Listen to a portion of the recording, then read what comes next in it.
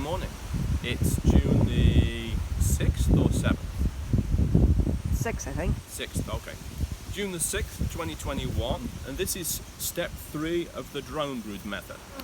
To recap what I did, on May the 10th, on this site, I left the queen, a frame of eggs and drones, the foragers and some nurse bees on other frames that the queen had not laid worker eggs into. That meant that the varroa mites, to complete their life cycle, had no place to go but into the drone frame. That drone frame was pulled out, the drones were cut out. That means that the colony is as mite-free as it can be. The frames that contain the brood were moved away and placed over here. They were placed over here, and then on May the 25th, I came back and I placed queen cells there. And you might say, well, if you did that on May the 10th, and then you came back on May the 25th to this colony, wouldn't it have swarmed? Well, it would have swarmed or requeened itself if I hadn't come in the intervening time and cut down the queen cells. So the only queen cell that had a chance was the one that I placed on the 25th. Now, clearly, this colony would have the majority of the mites, because that would be where the brood is. And those mites will come out and be in what used to be known as the phoretic stage, riding around on the bees, and they'll be waiting eagerly for the first brood to appear so that they can go in and reinfest that brood. Now, the beauty of the Dutch-German drone brood method is that you plan on capturing those mites on another drone trapping frame. So on June the 1st, I placed a drone trapping frame into this colony. Now, what I didn't anticipate was that it would be so hot and that we'd end up with a beautiful nectar flow. And what did they do? Well, they came ahead and instead of laying it up with drones, they packed it out with honey, nectar. And so you think, aha, well, let's be fair. These are American bees and they don't read Dutch and German. They only read American. But it's important in beekeeping to have several steps of redundancy. And so over here, I've got another colony where also on June the 1st, I placed a box underneath with just medium drone combs there, and so the productive queen in there continues to lay. And so because of that, I have a spare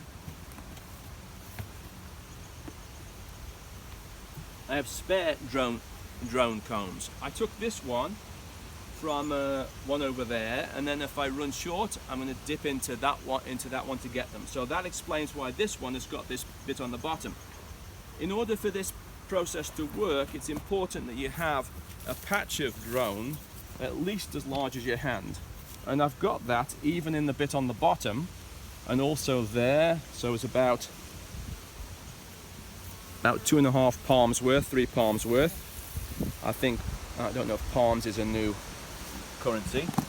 Then the other thing to note is, of course, is that the Dutch and Germans didn't tell me that the other thing that happens is they'll drop in an occasional queen cup, and so I'll use a little filleting knife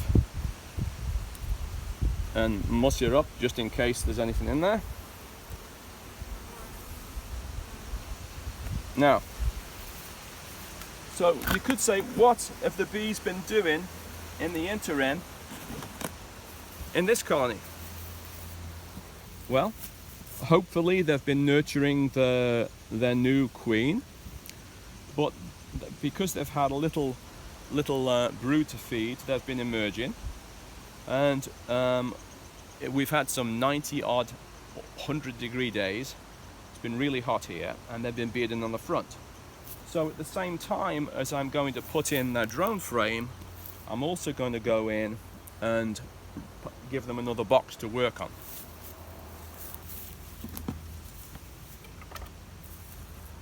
So let me bring that box over.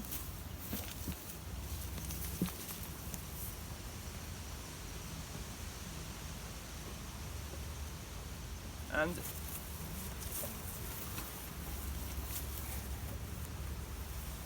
one thing to note is it's this time of year when the winds are blowing strong from the south, and anybody who bought or commercial beekeepers who might be bringing nucs up from the south, they might have hive beetle in. And so consequently, if you have any spare frames, it's a good idea to get them out and into productivity. And so I have a few spare frames of honey in my shed, so I'm bringing them out for these bees to look after.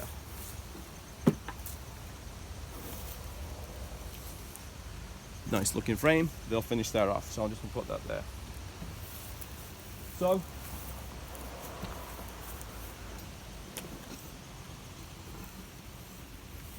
now what I anticipated, if this colony has been reading the books,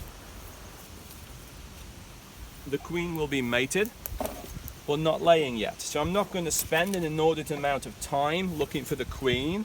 I've allowed them some time to complete that process. Give it a smoke.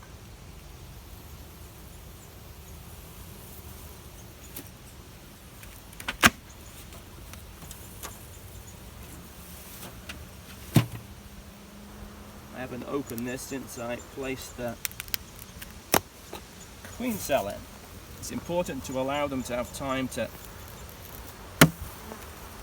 mate without any trouble.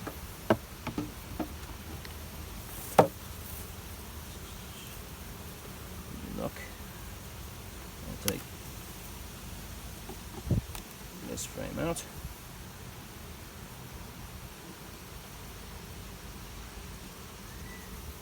It's a frame they're just drawing some nectar on. I'll bring this frame up to the top.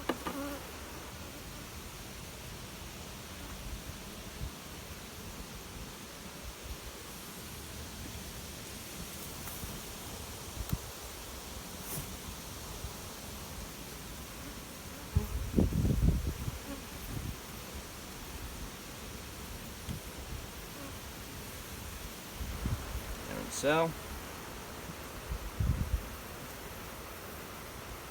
I'm going to move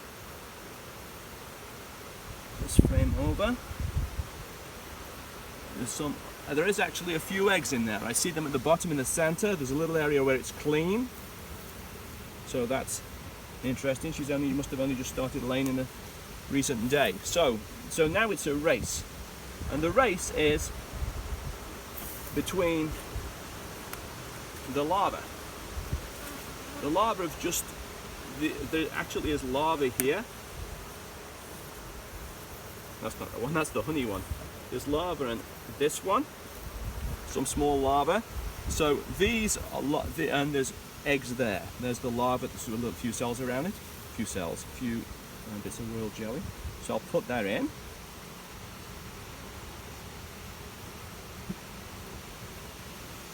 And what's going to happen if it goes to plan is the mites will enter the first mature larva first, and with drones being 10 to 12 times more attractive, they should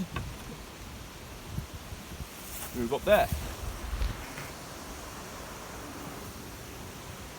There we go.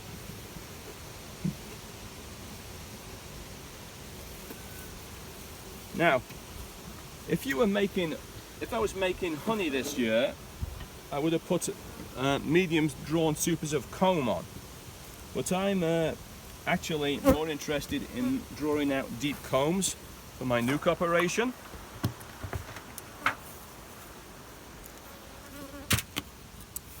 And then the last thing I'm going to do is, excuse me,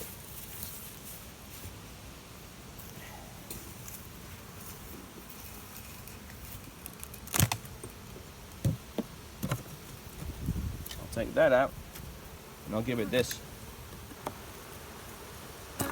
Oops, just a piece of wood. So,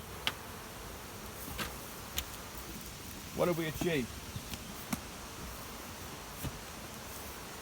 Well, in comparison with the traditional method of beekeeping around here, we've done a similar thing. We've taken an overwintered colony and we've made a split. But using the varroa mite's weak points in its life cycle and the tendency of bees to want to make drones in the spring, we have taken the mites out of that colony and providing when I come back and take that drone comb out before the bees emerge, before the drones emerge to be specific, then I'll be taking the mites out of this one as well. Now, interestingly, the way that that split works is that for the purposes of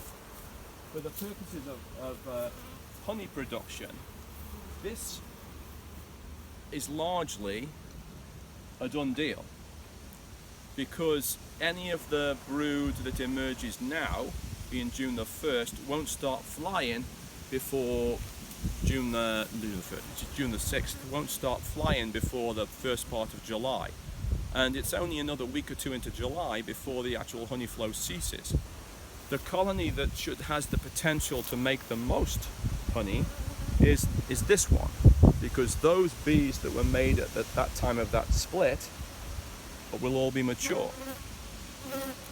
So what I like about this method is it controls mites without the use of chemicals, and it allows you to make a queen. It also allows you to be in keeping with these seasons, and I like the independence of it. Of course, as I pointed out at the beginning, bees don't read books, and we're sure that they don't also read Dutch or German, and so you have to have a backup plan.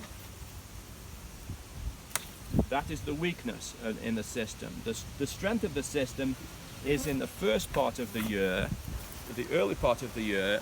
You can almost guarantee that the strong colony is going to make drones. Later on in the spring, there's things like a nectar flow can mess things up, and it's important to have some spare drone combs for redundancy.